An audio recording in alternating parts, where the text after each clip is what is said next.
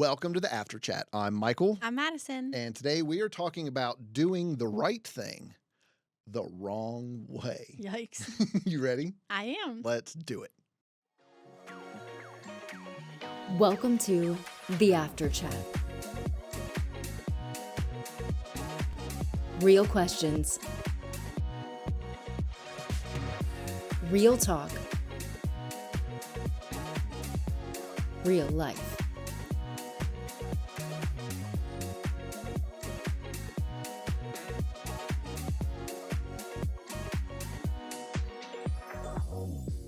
What's been the highlight of your week thus far? Well, yesterday we had a staff meeting. We usually have one once a month. At this staff meeting, we often will take some time to celebrate milestones for people here on staff as far as like how long they've worked here. And so yesterday we celebrated my 5-year milestone in full-time ministry, which is super, super cool. Thank you. And my supervisor, Tanner, had to give a speech about me in front of everyone. And I think I blacked out a little bit because it did make me nervous, but it was still nice to be honored and celebrated. And he got a clip in his speech from my husband also congratulating me, which was very sweet of him. And it was a good time. It was uncomfortable, like to have so much attention on me at once, but it was very, very kind and encouraging and needed. So I did not black out, and I witnessed the whole entire thing, and it was fantastic. And, you know, your husband's voice was referred to as sultry, Yeah. which because he's British, it he has an accent. very underutilized. Well, not word. only does he have a British accent, but he also has just like naturally like a very deep timbre to his voice. So I can see that. So sultry, word of the day. Have you given your highlight yet? So, well, I do have one. So Madeline, my oldest, she's been accepted to Longwood. We went to her new like accepted student thing That's awesome. last week, or I've lost track of days. So, but knows? it's been recent. So, but we've got everything all dialed in and covered for her to be That's able to start awesome. there in the fall. My youngest, she's now driving. She's got her permit, and so Wow. we've been practicing the same system that Madeline was on when she first started learning how to drive. Yeah, And she's doing great. And so, Nice. yeah, that's really couple cool. cool things there. Yeah, they've got some big life stages they're transitioning into coming up here. Yes. That's really exciting. So really excited for them there. Wow. So, doing the right thing the wrong way. Have you ever tried to help and accidentally made something worse? Yes. Almost always. I would say So combine it. What signs were there that told you that your approach might be off, even if your intentions were good? I think for me it's like okay, so I'll start with the situations in particular. It's most often um assuming what other people need in the moment that tends to make it worse. So an example would be if I have someone who I'm really close to who is clearly like really struggling, like feeling some really, really big things, just jumping straight into like trying to help them solve their problem as opposed to giving them space to just be able to talk about what's going on. Or even if they're like deep in negative thoughts about themselves or about a situation, not like immediately jumping to you're wrong for feeling that way instead of giving them space to feel their feelings, to be present with them, whatever they're rocking with in their mind, and then trusting discernment to feel out for when it is good to shift the conversation into something that might be more helpful for them. I would say that's usually when I accidentally make the situation worse, is not giving people space to feel what's going on. No, and that's classic Job right there. Yeah. When his pals just came in and just made a situation worse when the best course of action would have just been to let Job feel his feelings. Yeah. No, mine is jumping in. I'm very quick to like come up with something. Yeah. Like if somebody comes in and they start outlining a problem, like I I like to problem solve. Yeah, it's Like fun. it is, especially whenever I'm not emotionally attached to anything at all. Yep. Like I'll just crack eggs of wisdom and hand down life lessons all over the place. Yeah. But typically I do that without all of the facts. Mm. So instead of just playing detect, like if somebody's coming to me and I walk into a conversation and I haven't heard everything that preceded whatever I just came into, and instead of just either sitting back and listening and just letting somebody feel what they want to feel, or just talk as much as they want to talk, or just playing detective and asking probing questions and learning a lot more about whatever the thing is, Mm. and just jump right into problem solving mode. Yeah. And usually I can tell that my approach might be a little bit off by the facial expressions the people are giving me in the space.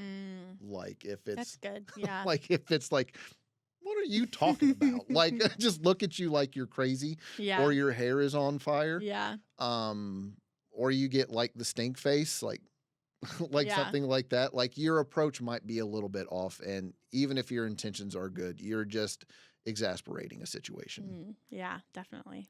That's at least what it's looked like for me. So, Yep. but so we're going to be looking at some folks from the Bible that were motivated to do good things, Yeah. but struggled to do it in a way that was honorable, or in line with the character of God that we are called to represent. Mm. So here's one. Peter wanted to defend Christ. Yeah. Super awesome thing. Like they're in the garden, he's getting ready to be arrested. Judas has already ratted him out and sold out their location for 30 pieces of silver. He's come, he's given Jesus a kiss and all the things. And Peter, because he's just a human, just leapt right in there and lopped off one of the guard's ears, Yeah. as we're all prone to do. Yeah. And so, Jesus kind of admonished him a little bit, Yeah. as he is wont to do, because good intentions don't excuse methods rooted in fear or anger. Like if that's your motivation for doing something, if you're doing something motivated out of fear, whatever it is, it's probably not going to be all that great. Yeah. Because your heart's not in the right place. Yeah. Or if it's coming from a place of anger and not like clear-mindedness. Yeah. That also might be something that you might want to stop and pump the brakes and reconsider. So you can be for Jesus, like we all want to be for Jesus, but we have to act in a way that looks like him. So Yeah. Definitely. there you go. Another example would be Abraham and Sarah, specifically in this situation. I feel like it's a little bit of both of them, but it's in particular on Sarah. So Abraham was promised by God to be the father of nations, but him and his wife Sarah, they were both they were getting up there and they had no children. So Sarah basically encouraged Abraham to go take her servant Hagar and have a child with Hagar, which was not the right way to bring about God's will, which was that they would have children that would become, that Abraham would become the father of this great nation. Well, so we all want to help God's promises along. right, and I can understand the desire to cling on to what God has promised you and want to see it happen. But when you're promised something by God, you're not always given the timeline that you want it to see it happen in. So we can see in this situation with Sarah that she had impatience with God's timing, which really led to her making a compromise towards a decision that was not correct. And we can also see that there was the desire to control the promise in the first place, to make it show up in the timing that felt right to her, to think that that there had to be something altered to bring about God's plan that he couldn't do himself. It's just thinking we know better than God is really what we can see in that story. And for me, I see that as her. I read that as her living in some really strong insecurity of not trusting that she could be the one to provide that for Abraham, because she hadn't so far, and out of her guilt and her discouragement, encouraging something that was only going to root her into more bitterness and hatred and despair, because it was not what she actually wanted to have happen in the first place Yes. anyways. So if you keep reading their story, you can see that she pretty strongly mistreats Hagar after they do have this child together, and it's another spiral of generational hurting because they fought against God's timing. And I mean, there's a sense of desperation there too. Yeah. Like I'm getting up in years. I might not be able to do this thing that God has specifically told me that I'm going to do. Yeah. And don't let Abraham off the hook on that. Like that dude, he I knew better mean, too. Like he knew better too. I'm just gonna say, I'm just gonna say that like he could have very easily been like, no, babe, you're wrong. No, he should have said no. Very He should have easily. said nope. I'm going to. I understand that you're lacking in a little bit of faith here, but I'm going to keep strong, and you just Yeah. bring your little bit, and I'll combine it with mine, and we'll be just fine. Yeah. I just imagine him being like, okay, like. So don't let him off the hook. Yeah.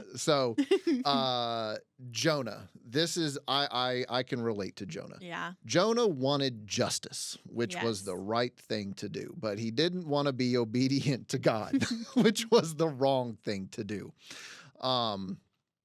He was called to go bring a message to the Ninevites, which were super rough people. They were known for torturing people and flaying people and all the things. They were just they were known to not be a very nice folk.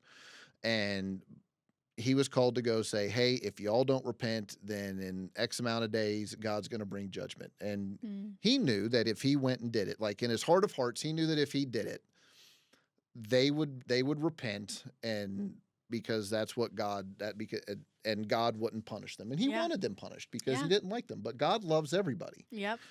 and he wants everybody to have a chance. And so, obedience sometimes requires trusting God's character and not enforcing our preferred outcomes. Yeah. And that can be a bitter pill for a whole lot of people because we have our own interpretation of what justice is, and it's usually looks like it being extended to people that we have some sort of affinity to, or that we like to some degree, Yep. or what have you, and we don't want it extended to other people all Yeah. the time. Yeah. It's a very human thing. But he really wanted to control God's justice here. Like Yeah. he didn't want people that he didn't like, and he flat out told God that. I think in chapter 3 or 4, like he straight up said He was not sneaky about his desire in this situation. he was pretty forthright with the Lord on that. He said, I didn't want to go do it because I knew this would happen and you would save them and you would love them, and I don't wanna. Yeah, it'd be like modern day. We don't want to go take any ministry into prisons because we don't think that they're worthy of God's love or His forgiveness. Yes. Okay, what? Like, yes, like they need it too. no, we're all guilty of. We're all guilty of falling short of God's grace, and like, not any one of us is worse than the other. Yes, and God flat out told Jonah, like I value them, Yeah. even if they aren't behaving. Mm-hmm. Like I still want them. Yeah. So but Jonah is like one of the most relatable people I think in the Bible. Yeah. I think the beautiful thing there though is that you can still think about how God still loved and extended grace towards Jonah even in the middle of his horrible bad Yes. attitude. And just his not wanting justice to look a certain way, like that didn't disqualify him from the same love and grace that he wanted to keep from other people. So that makes me feel better about myself when I go through seasons of just being wrong and being a turd about it. And one of the awesome things, the thing that always jumps out the most to me about that is the patience that God extended him. Because Jonah was talking to him, God was willing to talk back. Yeah. And he doesn't like hammer him over the head with it. Like God's pretty awesome in the way that he just talks to him and explains it. Yeah. Like you care about all of the livestock and all of the animals and all of the things, but think how much more I care about the people that are there. Yeah. Like he didn't just beat him down with it. Like, he took the time to talk with him. And I think that's one of the lessons that I have for that. Even if you do take your big feelings to God, he will talk to you. Yeah, that's true. That's So. true. Another example we have is Jacob and Rebecca, who is Jacob's mother. So in this situation, God had promised a specific blessing for Jacob, and Rebecca his mother wanted to make sure that this happened. So in the Old Testament in particular, we can see a lot of this like common generational thing repeating itself, where parents would have favorite children. Mhm. And in this particular situation, Jacob is Rebecca's favorite son, and she wants her husband, Isaac, to give Jacob the birthright blessing of Jacob's brother Esau, which is basically like Isaac is about to pass away, and it's like his final blessing on his son of like basically just I'm not quite sure how to summarize it in a quick way. It's kind of like he's giving his own last will and testament. Yes, Like, yeah. he's saying, here's what I have for all of you. Right. And Esau by default was the one who should have received that blessing, but together Jacob and Rebecca chose to deceive Isaac. They went in on it. They even used like the skin of goats It's to like comical to put imagine on it. Jacob's arms, so that when Esau like felt his arms, it would feel like a big hairy man, because Esau was like a big hairy guy. Like they deceived Isaac like so intensely. So Jacob ended up he got the blessing that God had promised him, but he did it in a way that had like insanely heavy consequences for his life. And it was another situation where we see that he and Rebecca, which I feel like Rebecca was really the instigator here. 100%. I don't know that, from what I've read, I don't know that Jacob would have chosen to do this if he did not have his mother in his ear telling him to deceive his father. But we don't know what we don't know. But it was another example of wanting to control the blessing, wanting something that very good that God had promised to happen in a certain way, and trying to force it to happen in a certain way. And it's just messy. It drove two brothers apart, and I can imagine there was probably a good amount of tension living between Rebecca and Isaac for her to even be willing to do that in the first place. Like, that is a messy family unit that is not submitting to God's timing or God's will. No, and a couple of these, they really ripple out down the generations into warring tribes down the road, which also speaks to the long-term effects of trying to. Well, I mean, we have two more of these, but really a lot of these boil down to we're trying to control outcomes, and not just trusting in God. Yeah. And anytime that you do that, there's always going to be unforeseen consequences. Mm-hmm. The one that we're looking at, like Moses, wanted to defend the oppressed. Who doesn't? Like, super awesome thing to do. Murdered someone. You know? That's pretty clear cut. We're not vibing with that. No, I mean... yeah. And it what was a strong stance we're taking also, to be against that. It was not like oh, he was like he was protecting himself. He like straight up murdered someone out of cold blood. Like, it was not. There's no way that you could spin this that it was the right thing to do. No, not even a little bit. You know, he was passionate. He was. We could say. But he wasn't disciplined, and that can make us very dangerous instead of useful. Yeah. But, you know, he knew that he wanted to control the deliverance of the people once he realized that they were his. Yeah. And so that's really what it was. Like, we can all get fired up about a whole lot of things, but instead of like taking the time to consult with God, inviting other people in, like, that can make us go run off ham-fisted, full of self-righteousness, and just make a mess. Yeah. Ham-fisted. I like that. Yeah, that's a good one. That is a good one. And so and so you really do need to pump the brakes whenever you get fired up on something, especially if it's something new. Yeah. And this was a new thing for him. Yeah. So Definitely. Yes. Next and our final example is Aaron, who's Moses' brother. They were doing ministry together with the people of the Israelite nation as they are delivering them from the Egyptians, and they're working with God, right? They're like tight with God, leading this huge nation through the wilderness. Moses goes away to speak with God, and Aaron is in charge. And Aaron, I feel like this is the example that is the easiest for us to ignore how we're doing it ourselves, which is wanting to please people.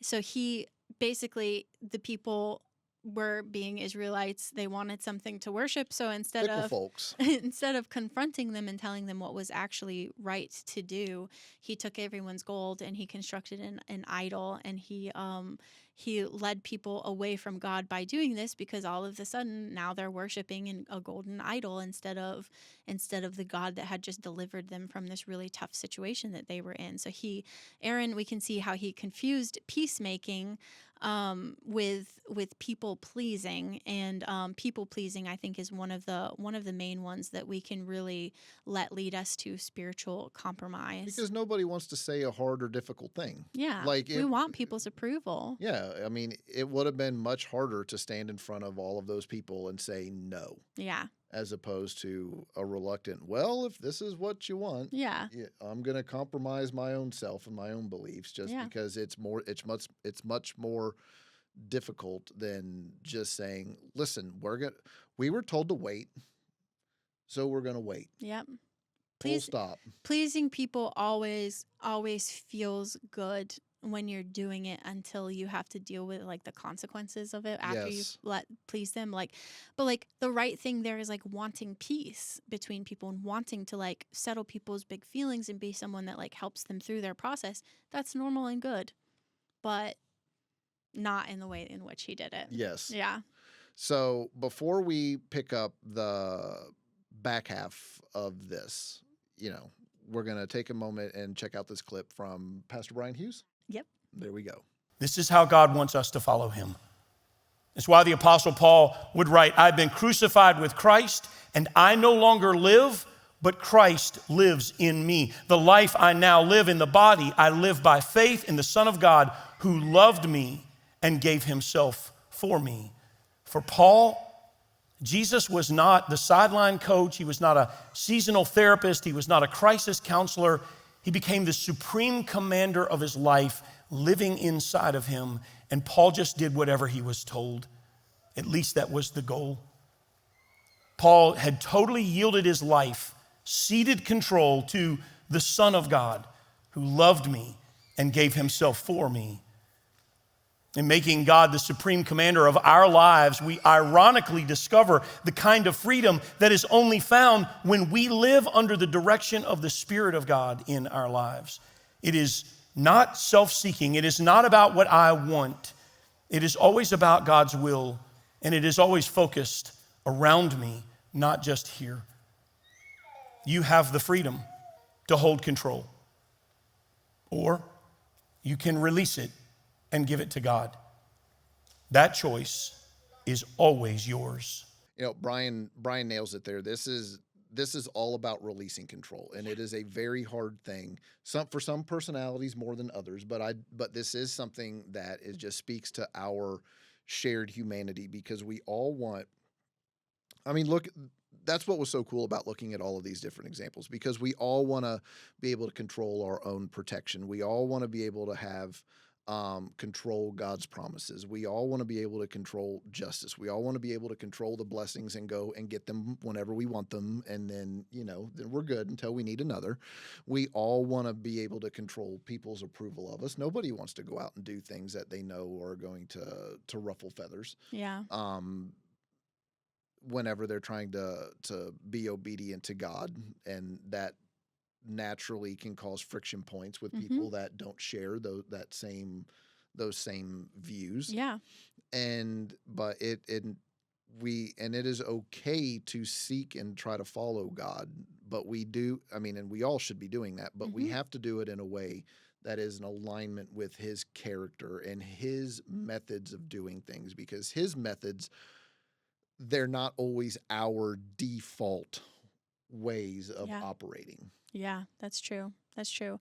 It's hard. This is harder for me than I think I would like to admit. I don't consider myself to be like a real type A person, at least not with how I at least very not sorry, I can't talk. At the very least, I'm definitely not controlling with how I keep my space or my time management stuff. Like there are a lot of ways that I could improve in which I don't consider myself to be a type A, but I still have a problem with control, like across the board. I think the biggest thing for me, at least in the season that I'm at in that I'm living in right now, is desiring to control other people's opinions about me, which is I'm trying to find like the validity there of wanting unity and everyone to be on the same page. But what it can look like is me seeking to control a situation that is not my business to control, because God is our ultimate defender. I don't need to defend myself. So there are a lot of other ways that it shows up, but basically, like, releasing control is a challenge. It's a lifelong challenge, and I'm sure it will continue to be even as I progress in my faith. It's just the little pockets that I have to settle into and remember that then I'm like, oh, okay, yeah, that's right. I just need to like release it.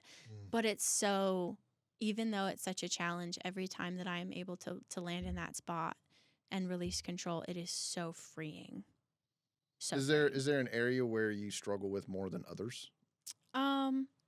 Yeah, I would say I would say people pleasing. I think is probably that, like, I want to control other people's opinions about me because I want everyone to be happy. I want them to view me as someone who is responsible, handling things well, living into God's will and wisdom, and pursuing good things in my, like, I want everyone to think highly of me.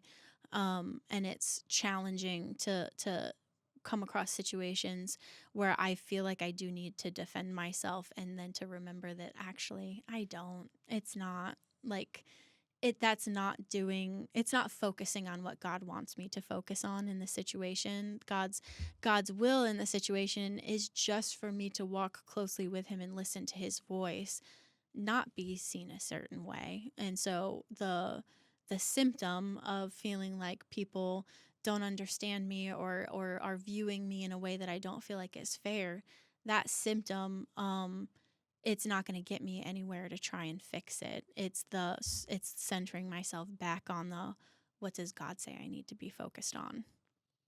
When does that crop up the most? Like, is it whenever you feel like you are misunderstood and you feel the need to over-explain? Or is it like whenever you need to have a difficult conversation with somebody, then you just are worried of how they're going to receive it and then what they're going to think of you on the back end of it?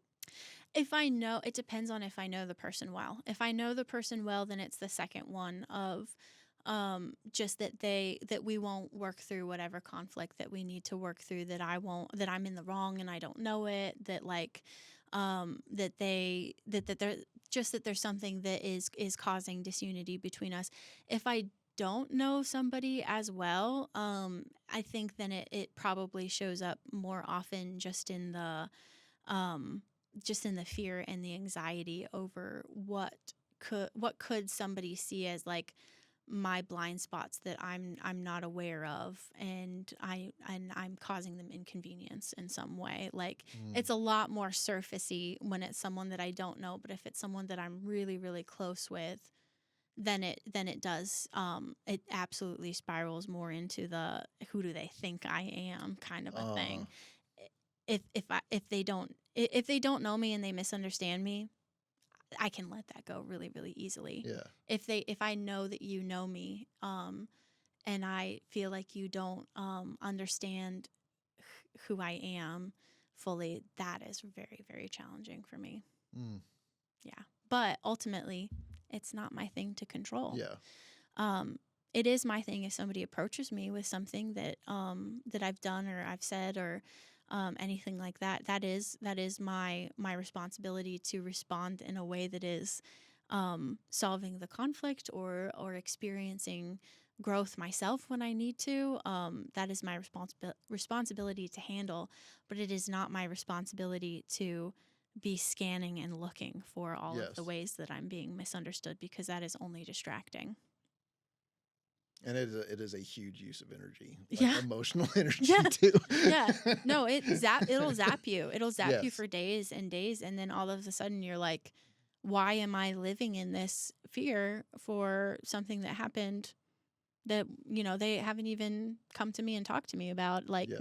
maybe they either aren't thinking what I'm thinking they're thinking, or maybe it's just not as big of a deal as my brain is making it out to be, and I'm letting the desire, the right to desire to be at one with the people that I'm close with, I'm letting that right desire be warped by my need to control how it shows up in my Yes. life, and it gets messy quick. It does. Yeah. Like, I mean, for me, it's definitely, I like to control protection, my own, and usually not anything like regarding to like material things, but Yeah. my own deep-seated, bruised, insecure Yeah. nugget that's at the center of all of my things, where my very sharp-tongued inner critic lives. And so for me, that mostly manifests itself like in criticism. Like if somebody says something that I think that is coming across as critical of me, even if they don't intend it to, like I can then internalize that as like a massive failure on my part. And then I either handle it one of two ways. I either catch myself and start asking, like, is this something that's real, or is this something that I'm making worse, or things like that, or I can lash out and then say mean things back. Yeah. Like, well, what about this? Like the classic, Like out of like defensiveness, Yes. or like distracting from Yes. what is hurtful. from the thing Yeah. that just caused me pain, Yeah. which is, I mean, all of that's unhealthy, but that is something that Yeah. if I'm not firing on all cylinders, the way that you can find yourself spiraling, Yeah. that's how I spiral. Yeah. And then sometimes I will go home and I will replay the thing 10,000 times, and then I will imagine all of the things that they might be thinking, and that's where both of ours kind of overlap a Yeah. little bit on my end. But that's Yeah. when we were jotting this stuff down, I was like, oof, man, Yeah. I'm getting it all in this right here. Yeah, I'll say a real good runner up for me would be similar to Jonah's, of wanting to control justice. And that's the one thing that I think will get me fired up. And it's not, I'll use his example of wanting to control justice, but it's a little bit different from his exact situation, where it's I get so wrapped up in what I'm thinking and feeling when I feel like people are not being treated well, that I can operate sort of like blindly in my like statements. I think about insert here any last big political thing that has happened, and sitting in it and dwelling in it, in my opinion of whatever it is, can be amplified to a degree where all of a sudden I would very easily become comfortable doing and saying things that I don't believe are helpful or Yeah. right. Like I could more easily get into a tense discussion on Facebook with somebody who doesn't agree with me. I could more easily write someone off as being not kind or not loving about other people because of a specific different opinion that they have. Like we all know, we all know have our how own tense things. things get, specifically with things that are very hyper politicized. I feel like that is often one that I am delicately in control of, because I avoid the spaces that put me into that. But if I'm not careful about that, the control itself is still bubbling up in there. So I have to be more on top of it, you know? No, and I think the thing that gets lost in here is the ends don't always justify the means. Yeah. We all Yes. and we can all rationalize our own behavior. Yeah. Yeah. We are. I've not met a human that's not good at that. Yep.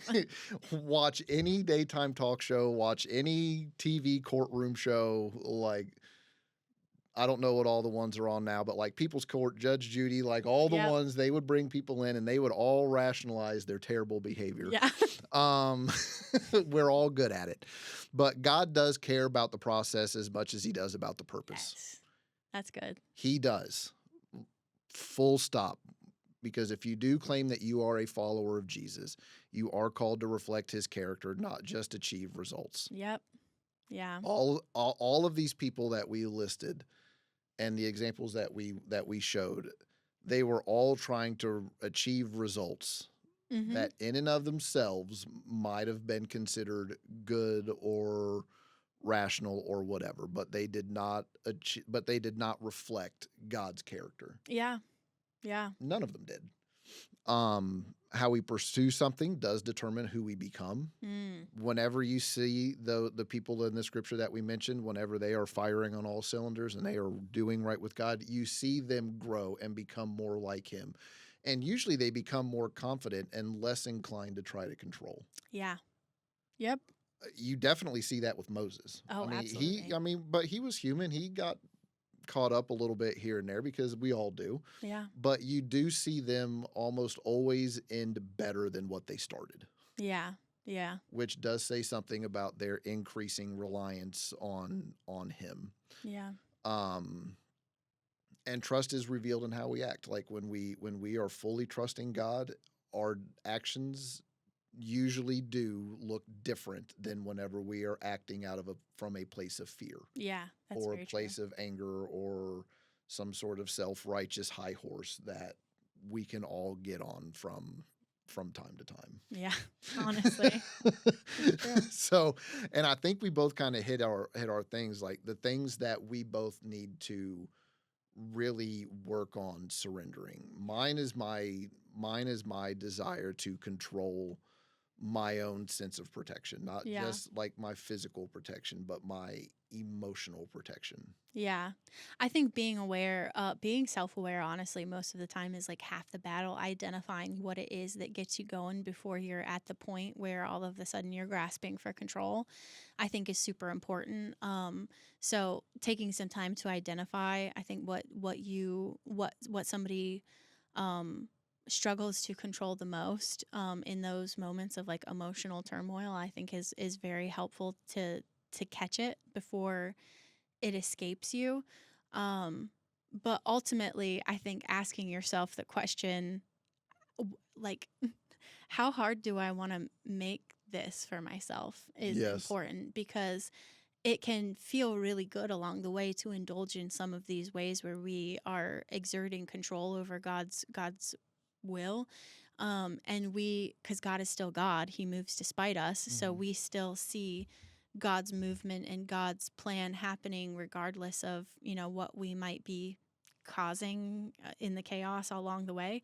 But stopping and like reminding yourself, I don't want to have to make this any harder for myself than it needs to be, like, might keep you from pushing against God's timing, No, and really being honest, practicing some brutal self-honesty and just saying for me, I find it easier to at least have a jumping off point. One of the things that I do like about this is that it gives you a list of things where you can look at and say, where do I see myself here? Like, do I see myself acting like Moses in this situation? Do I see myself acting like Aaron in this situation? And this didn't really hit as hard for me today. Like, we started looking at and planning this episode a while ago, but it was from a counseling session that I had just last Thursday that jumped out, and I was like, my stars, I act just like just like Peter did there, only in a slightly different bent, but I still feel it still applies. So, and another way that you could really get to the root of this is just ask people, where do you see me acting the most controlling or defensive? That's good. Like, open yourself up to be examined a little bit. Yeah. But that's where I would go. I do take comfort in the fact that regardless, God is in control, whether or not I am fighting against that control or not. God is still God, and as many times as I will mess up, and will continue to mess up along the way in trying to participate in His plan, He is still God and He's still good, and I just want to be a part of it in the best way possible. And that's what I try to not beat myself up too much. It's easy to beat myself up, but regardless, God is still God. He's still good, and I can try again tomorrow. And that is where we land that plane. Yeah. So if you like, share, subscribe, it will help out our channel here. If you leave us a comment on one of our videos or or fill in the form in the show notes, we will send you an after chat mug. Yeah. They are awesome. And we will see you back here soon for another episode of the After Chat. Bye. Thanks for joining us for the After Chat. If you enjoyed this episode, share it with others, post about it on social media, or leave a rating and review. To be the first to hear our next episode, be sure to hit the subscribe button and get notifications for new content. You can also follow us on social media on Instagram at PCC Wired and Facebook at Passion Community Church. For additional resources and links, check out the description. Thanks again, and we'll see you next time on The After Chat.